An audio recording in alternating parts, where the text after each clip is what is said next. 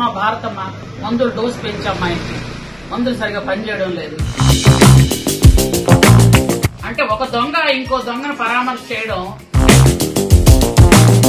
చాలా అందంగా ఉంటారని జైల్లో పెట్టించారట.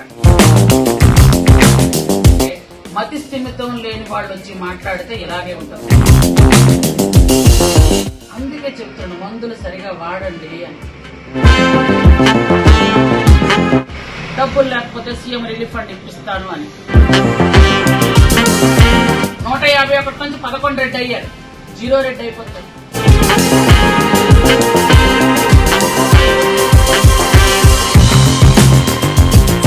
జగన్మోహన్ రెడ్డి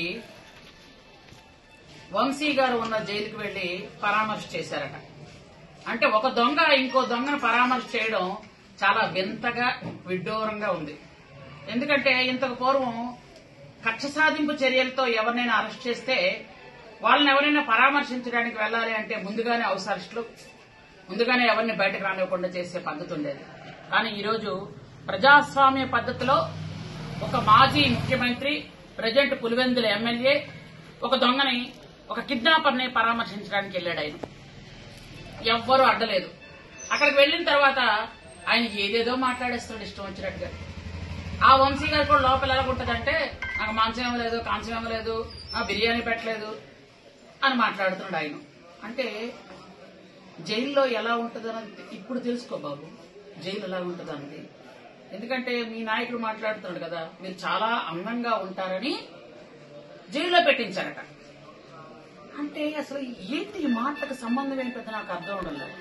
జగన్మోహన్ రెడ్డి మాట్లాడడం, వంశీయును నాని, కొడాలి నాని ఇద్దరు అందంగా ఉంటారట, అందుకు చంద్రబాబు నాయుడు గారు, లోకేష్ బాబు గారు తట్టుకోలేక వాళ్ళు అరెస్ట్ చేయిస్తున్నారట. అందుకే చెప్తున్నాను, మందులు సరిగా వాడండి అని. ఎప్పటి నుంచో చెప్తున్నాను నేను, డబ్బులు లేకపోతే సీఎం రిలీఫ్ ఫండ్ ఇప్పిస్తాను అని. అమ్మ భారతమ్మ మందులు డోసు పెంచమ్మా, ఇంటి మందులు సరిగా పనిచేయడం లేదు. అందంగా ఉంటే అరెస్ట్ చేయడం ఏంటమ్మా, నాకు అర్థం అవడం లేదు. కొడాలి నాని గారు, వంశీ గారు అందంగా ఉన్నారని అరెస్ట్ చేయిస్తున్నారా? అందుకే మందులు సరిగా పనిచేయడం లేదు. ఎందుకంటే మతి స్థిమితం లేని వాళ్ళు వచ్చి మాట్లాడితే ఇలాగే ఉంటుంది. పైపెచ్చు ఇంకొక పదం కూడా ఆయన వాడారు. పోలీసులకి పాపం ఆ పదం కూడా మాట్లాడడానికి నాకే అసహ్యం వస్తుంది. బట్టలు కూడా తీసి కొడతాను, ఏంటి మాటలు అంటే. మిమ్మల్ని ఆల్రెడీ ఆంధ్రులు 5 కోట్ల మంది ఆంధ్రులు 11 సీట్లు ఇచ్చి ఒక మూల పారేశారు. మీకు ఏ మూడదీసి పక్కన పెట్టారో మీకు తెలుసు. ఈరోజు 11 రెడ్ అయ్యారు, మీరు రేపు 0 రెడ్ అయిపోతారు. అర్థం అవడం లేదు. 150 సీట్లు వచ్చినటువంటి 151 సీట్లు వచ్చిన రెడ్డిని నేను అని పలికిన మీకు 151 నుంచి 11 రెడ్ అయ్యారు, 0 రెడ్ అయిపోతారు. అసెంబ్లీకి కూడా మీరు రాలేక సిగ్గుపడుతూ, ఎందుకంటే గత టైంలోని మీరు ఎక్కడ ఒక్కటి కూడా ప్రజల తాలూకు కష్టకాలు మాట్లాడిన దాఖలా లేవు. ఇప్పుడు బూతులు మాట్లాడడానికి అసెంబ్లీ సమావేశాల్ని వేదికగా ఎంచుకున్నారు మీరు. ఈరోజు ప్రజా సమస్యలు మాట్లాడతాం, మా చంద్రబాబు నాయుడు గారు ప్రజా సమస్యల గురించి మాట్లాడతారు, ప్రజా సమస్యలు చర్చిస్తారు. మీకు ధైర్యం ఉంటే రండి, వచ్చి కూర్చోండి. అంతేగాని నాకు ప్రతిపక్ష హోదా ఇస్తే వస్తారు, ప్రతిపక్ష హోదా మీకు ప్రజలు ఇవ్వలే. ప్రజలు పక్కన తోసి చీయని పక్కన పెట్టారు మిమ్మల్ని. ఇంకా మీకు బుద్ధి రావడం లేదు. కాకపోతే వస్తే అసెంబ్లీ సమావేశాలకు రండి, లేదా రాజీనామా చేసి ఇంట్లో కూర్చోండి.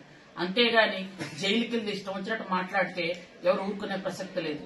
మీకు ఈ రోజు ఆ పోలీసులకి టోపీల మీద 3 సింహాలు ఉంటాయని గుర్తొచ్చిందా? ఆ రోజు గుర్తురాలే? ఆ రోజు ఆడవాళ్ళు ఈడిపించినప్పుడు గుర్తురాలే? ఆ రోజు పొంగళ్లు పెట్టడానికి వచ్చిన ఆడవాళ్ళని బయటకు తోసిస్తున్నప్పుడు గుర్తురాలే? మహిళా శాసన సభ్యులైన మమ్మల్ని లోపలికి వెళ్తుంటే అడ్డగించినప్పుడు మీకు గుర్తురాలే? కరోనా సమయంలో ఇంతమంది చనిపోతే కనీసం బయటకు వచ్చి పలకరించాలని ఇంగిత జ్ఞానం లేదు మీకు. ఈ రోజు మీరు మాట్లాడతారా? ఎంతో మంది పేదవాళ్ళు బయట చచ్చిపోతుంటే పోలీసులతో ఈడిపించేసిన మీరు ఈ రోజు మీరు మాట్లాడతారా? ట్రాక్టర్తో ఒక మహిళను గుద్దించేస్తే కనీసం కేసు కూడా పెట్టించకుండా ఆపించిన మీరు, ఎంతో మంది దళితుల్ని అపహాస్యం చేసి ఈరోజు ఒక దళితుడిని కిడ్నాప్ చేసి చంపేయాలనుకుంటున్న వంశీని పలకరించడానికి వెళ్ళిన మీరు, దళితుల గురించి నా ఎస్టీలు, నా ఎస్సీలు, నా బీసీలను మీరు మాట్లాడిన పరిస్థితి మీద ఒక్కసారి ఆలోచించండి. ఎందుకంటే ప్రజలు ఇవన్నీ గమనించే మిమ్మల్ని అక్కడ కూర్చొని పెట్టారు. ఇంకా బుద్ధి జ్ఞానం లేకపోతే మీకు